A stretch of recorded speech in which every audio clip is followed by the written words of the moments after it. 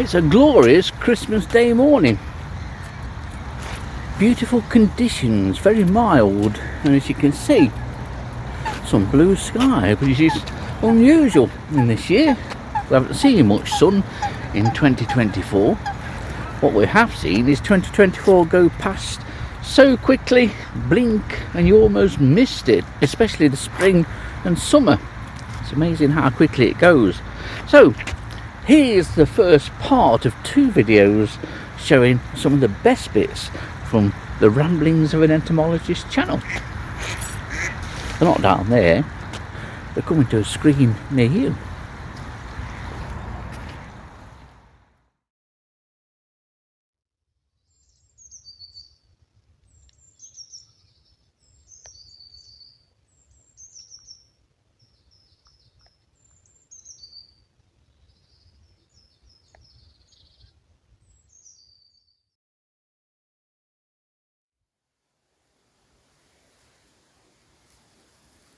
Long-suffering viewers to this channel may already be aware that I have a rather, shall we say, perverse appreciation of this plant. This plant is bracken.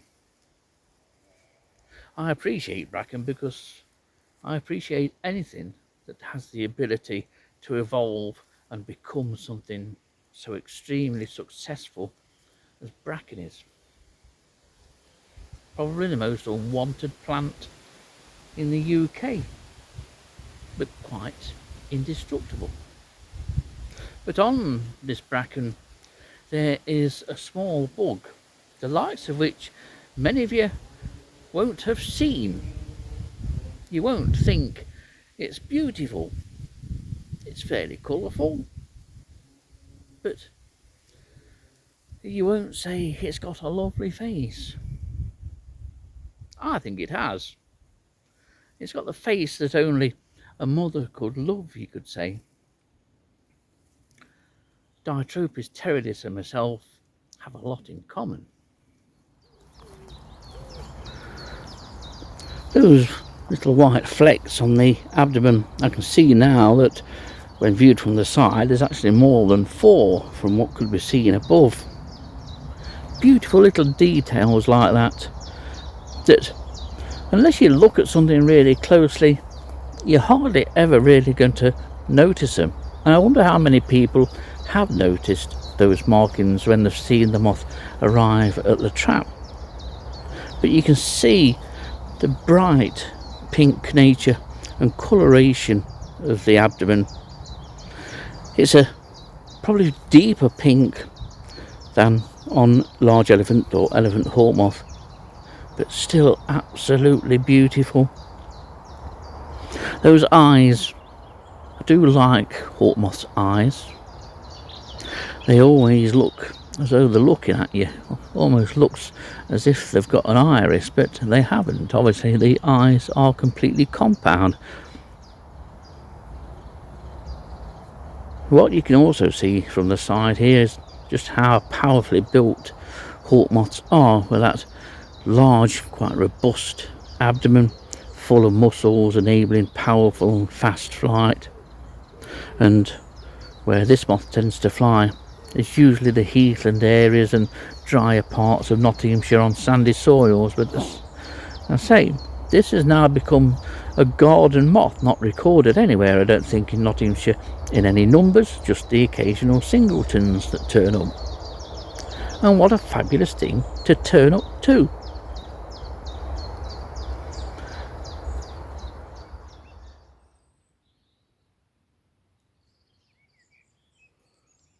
This is about as fast as glowworm larvae travel. So you can see why it's impossible for them to colonise new sites. And in the course of a month, perhaps, a glowworm larva might walk backwards and forwards on this path and still end up less than a foot from where it started initially, out of hibernation. Such a shame that with the narrowing of the path here at Clipston Old Quarter, a high number of these are being killed by various traffic.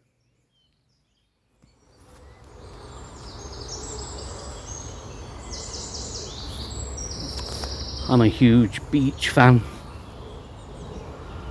and I've just come out basically just for a quick wander around for half an hour or an hour or so, just while it had stopped raining. Rain's forecast for pretty much most of the morning and the afternoon. It's going to clear up later, but it is dry now. We've had a bit of rain, but there's a glimpse of brightness in the sky and it looks quite beautiful, but not as beautiful as this. I've always loved this place, and it just seems especially beautiful today. Many of the trees, the beech trees that you can see on the right of the screen, are ultimately going at some time. To the left of the screen here, it's limes. There's lots of limes up a ride that goes through here, but I just thought it looks absolutely beautiful today.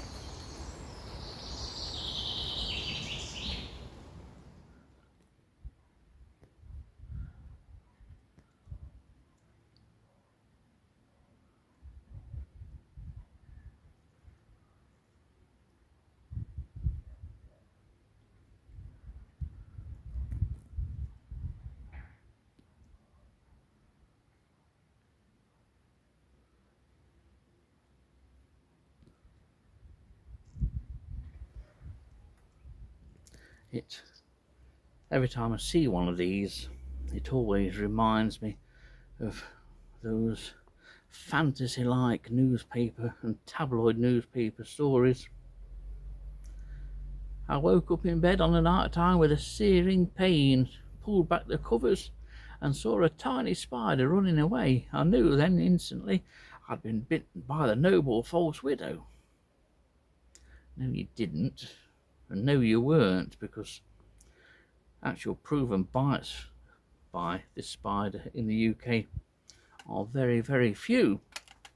Spiders are notoriously difficult to identify, even by experts in arachnology, let alone members of the public who, to be honest, couldn't tell a badger from a ladybird, to be quite honest, and they certainly couldn't identify noble false widow. The public often have a misconception that because of, through those such stories, that the noble false widow is a small spider. It isn't. This one is a young female and certainly has at least one more molt to go, and already she's larger, or has a leg span larger than a UK 50p piece. These aren't small spiders by any means, and they don't go looking for trouble. It would take a lot of mucking about with and tempting for one of these to even consider biting you. You would have to roughly handle it maybe one too many times.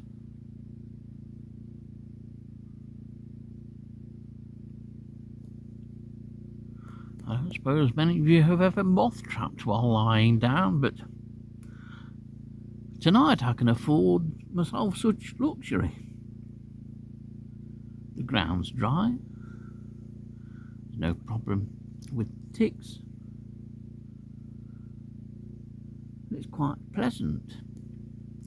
Very quiet though. Aren't we in between ranges of moths almost? That's a hornet. Long time since the third one came in, so I've not done bad really. This is only the fourth.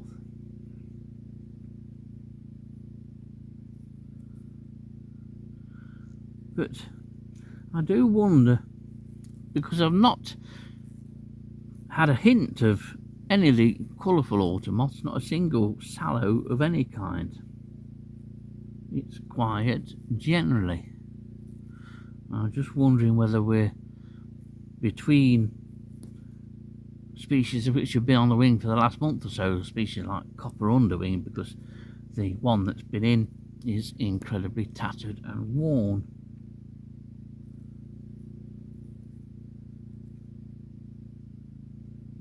We're into the third hour now, so I'm certainly going to give it till 10:30 because there appears to be a slight increase in the number of moths coming in now.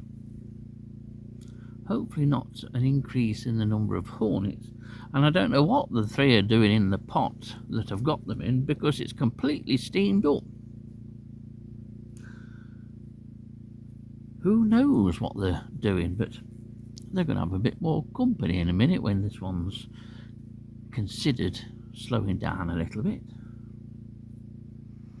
And the flatworm that I have is this one. It's the Southampton flatworm, Caneplana variegator. Only the second Nottinghamshire record. I've just turned it up by turning over part of a railway sleeper here at this garden centre. I didn't expect this particular species.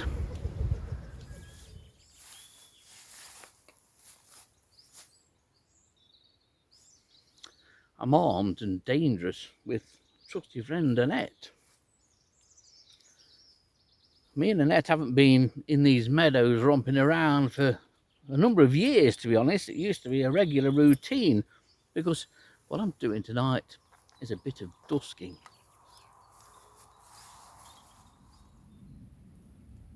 It really does look strange, but strange because it's such an extreme example.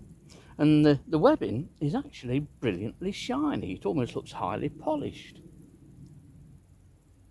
Incredibly, it looks like glass or ice where it catches the sun.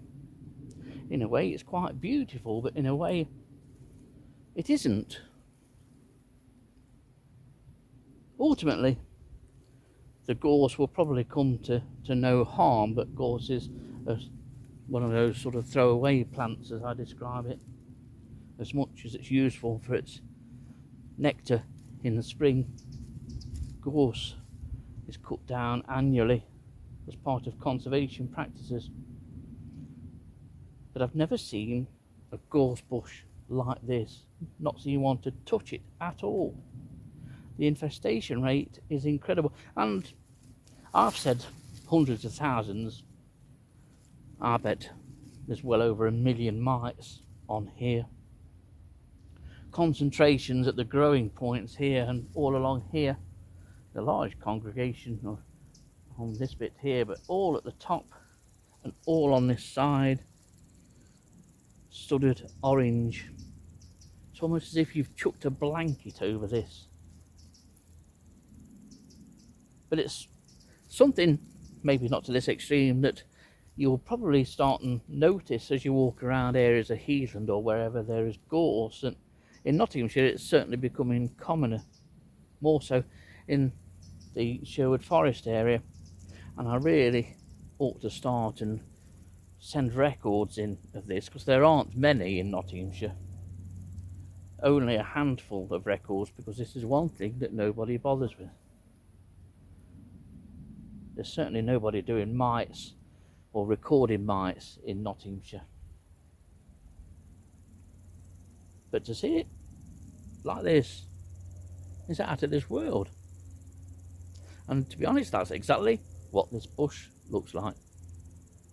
And that area sky directly overhead has seen the best concentration. Everything appears to be radiating out from that point. And from where I'm stood, it's almost as if the earth is racing towards that point. All the light is emanating from there and gets bright as it gets down towards the horizon.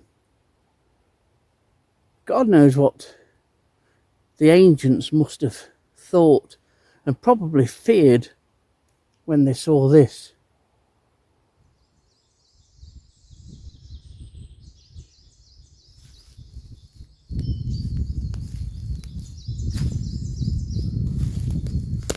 It's just absolutely fabulous. This is Lown Wood, just outside the village of Eakring. It is private, but I've always been allowed access, and been allowed access since 1997. I was almost young then. And each year I come and I experience what's behind me, and indeed to the sides of me and in front of me and behind camera, and I never get fed up of it. I don't think you can. If you get fed up of seeing bluebells en masse like this, then there's something seriously wrong. But the scent, the accompanying scent, is heavy, it's beautiful, produced by tens of thousands of bluebell flowers.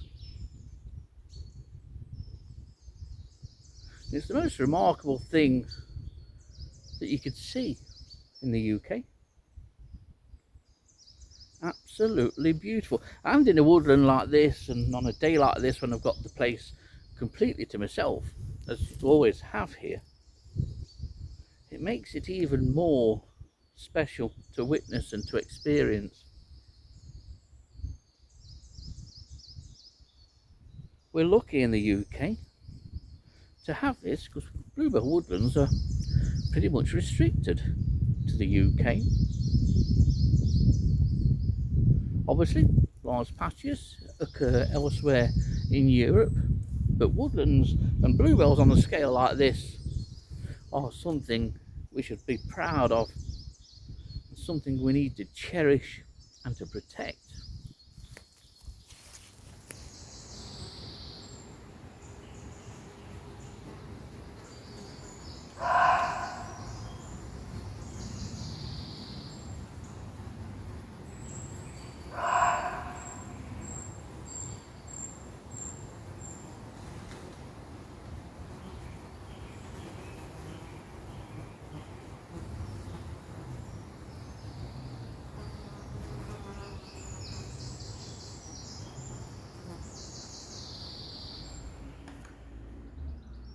There are potentially hours and hours of enjoyment and very peaceful things to watch. It's the equivalent, the hymenopteran equivalent of a tropical fish tank, to watch these bees go about their daily lives. And for these Osmiobicornis, it's just starting early May, and the activity is just getting into full swing. But I've not seen activity that there's been around here this morning before.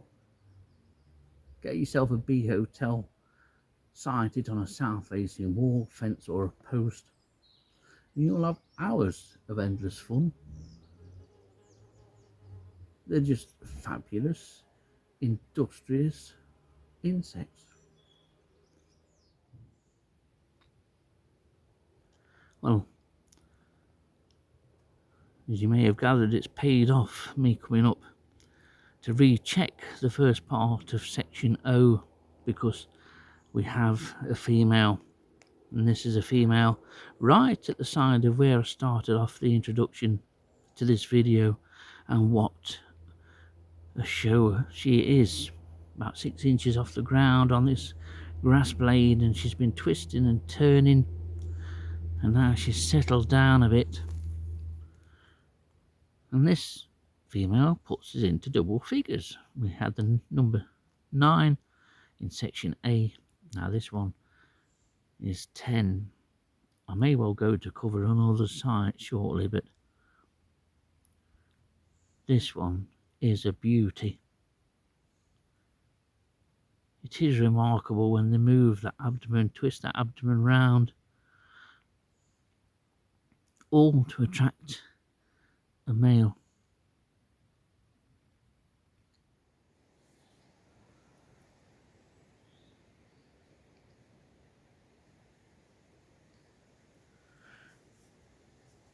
Orchid flowers, even on a common species such as this, they are remarkable flowers.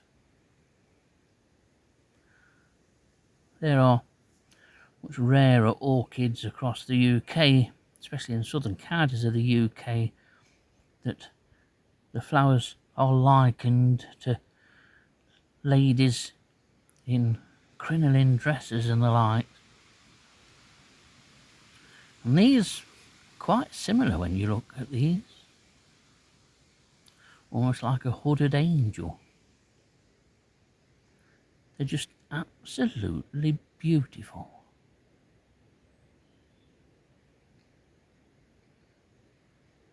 It's no wonder people love orchids. Many botanists specialise in orchids. I hope they appreciate the common species. Don't just twitch the rare ones for the sake of twitching them.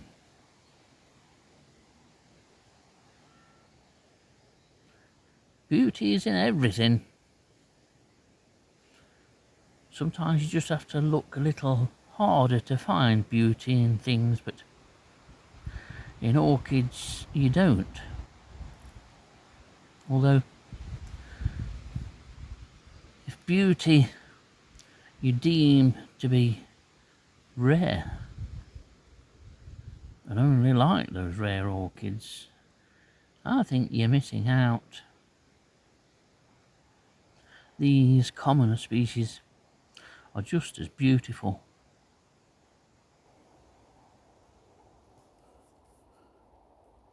Now I've come further down here at Clipstone Quarter to show this purple emperor larva again. This, of the larva I've seen, this is the most unusually marked and coloured, but they obviously make an effort to blend in to the background. You saw how green that one was that we've just been looking at the side of a bud, and this one remains in its favoured position on the leaf scar, but beautifully coloured, this one, and superbly camouflaged.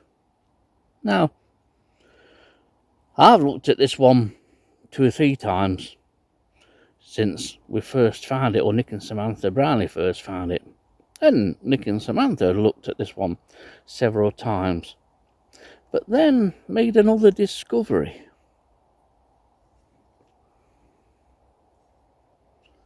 On the branch that I've just brought into the picture. Looks a sorry state, doesn't it? And indeed it is in a sorry state, but as I say, it's the age of the tree. I came here a couple of weeks ago and the great and the good of the Sherwood Forest world were here, and they were up in the tree and around the tree, measuring this and measuring that and doing everything but say the tree is dying. And I understand why they don't want people to believe that it's dying. It's not good publicity, but this is what you're going to see, I'm afraid. And when you think about it, a tree of that age, it's a remarkable age for any oak tree, for any tree full stop, if it is as old as they say it is. And we should remember that ancient trees like Major Oak and all the other ancient oaks in Sherwood Forest are only here because of one thing, because they weren't growing straight enough when they wanted the wood to build the ships many years ago. If they'd been tall and straight rather than crooked and wrinkly and mangled, this tree behind me wouldn't be here at all.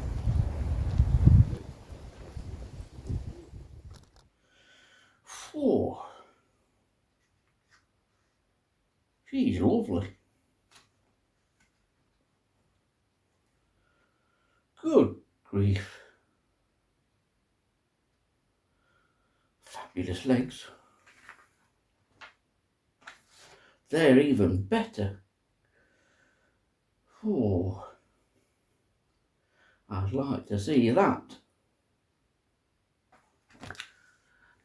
Don't worry, this isn't Pornhub or some other kind of internet porn site.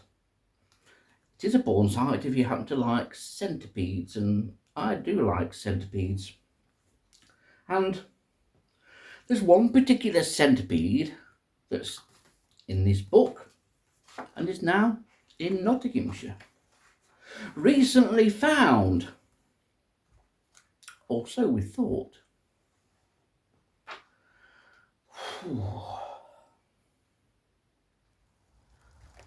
I'm stood next to ivy. I've not seen ivy for a while, but ivy's the plant. technically the bee is also ivy, because this is the ivy bee, Collette's hederae. Yet another one of those invertebrates which has gone great guns over the last 10-15 years or so. Not that long. In the UK, it got a foothold down south, and then after establishing itself, promptly started to head northwards.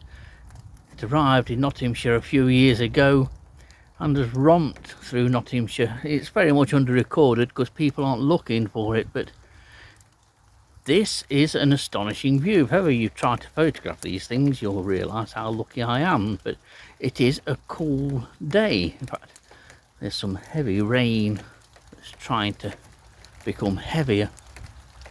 There are several Collette's hederae here, and they're doing this. This one's now going to become active. Now it's getting a bit wet. But what a beautiful bee. You see the front of the face is that light tawny brown. There's a quite thin but noticeable pile of darker tawny hairs on the thorax, and then the abdomen is beautifully striped in black and golden yellow banding. It's a beautiful thing. This looks like a male to me, because males never leave females alone at all, and they are absolute swines to photograph. You'll get a female that's nectaring, and then along comes a male and promptly jumps on it. But what a fabulous little view this is.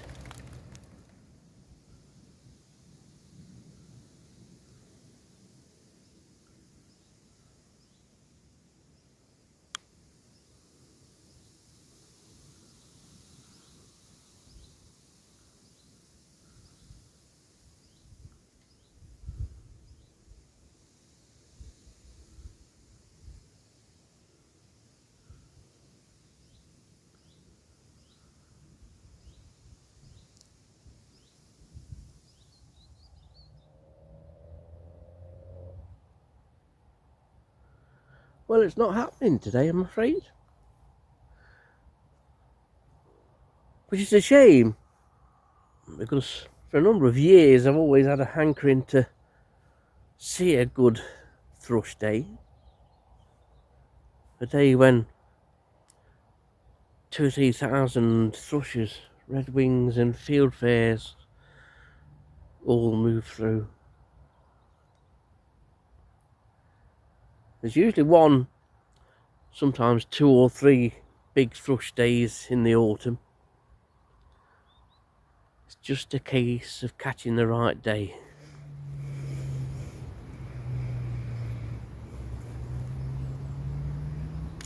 Just goes to show you that you don't need superb nature reserves and great habitat all the time in order to find a range of species.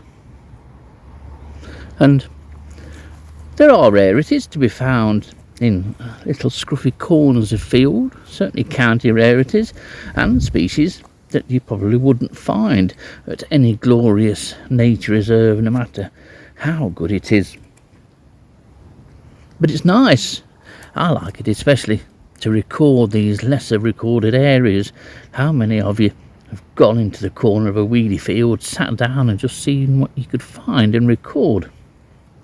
And the emphasis, of course, being on recording. It's very important that we record what we see and what we find. But you can have a very enjoyable half an hour, quarter of an hour, or an hour even, spent just looking around, grubbing around underneath what few plants there are, like this scentless mayweed here on these scruffy agricultural corners. I'm glad that there is greater emphasis placed now on farmers to leave such areas, and I know Jim here at Eakring is very, very keen on that, and it's a great job that he does too. I've recorded some nice things on these scruffy, neglected corners. It's nice that they are left. Some farmers certainly do make an effort to protect the wildlife that is on their fields and on their land. They're not all bad. So, next time you're wandering around the countryside, stop and have a look at some little weedy, scruffy corner of a field. You never know, you might find me lying in it.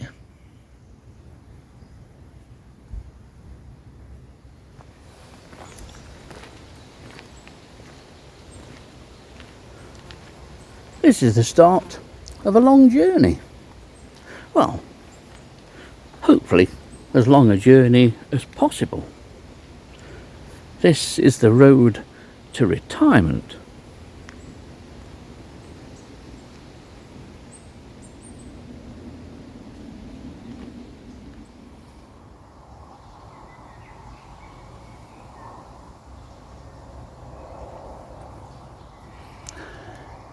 Sometimes you could be walking across your local patch, your favourite area of heathland or woodland or grassland, something that you do regularly, looking for insects or just wildlife in general. And occasionally a rather routine or mundane kind of day can suddenly be elevated into a quite special kind of day, a terrific moment. And it may be that you found something particularly rare or a new species for your particular area. Sometimes it could be a chance encounter, or even better, a close encounter. And here at Sherwood Forest, I've had numerous close encounters with some very special species. But I think today's close encounter probably tops the lot. This is a close encounter with a broad-bodied chaser. And I'll never get closer to a broad-bodied chaser if I lived to be 104. The River Meaden, passing by at a rate of knots, as did 2024. And after compiling a lot of clips, I thought I would only be doing one video, but it seems that I had more sort of favourite moments from 2024 than what I'd initially thought. So, we're at the end of part 1. There, of course, will be a part 2 to follow in a day or so. What a year 2024 was, and yet it didn't seem all that brilliant at the time. But we certainly had some memories on this channel.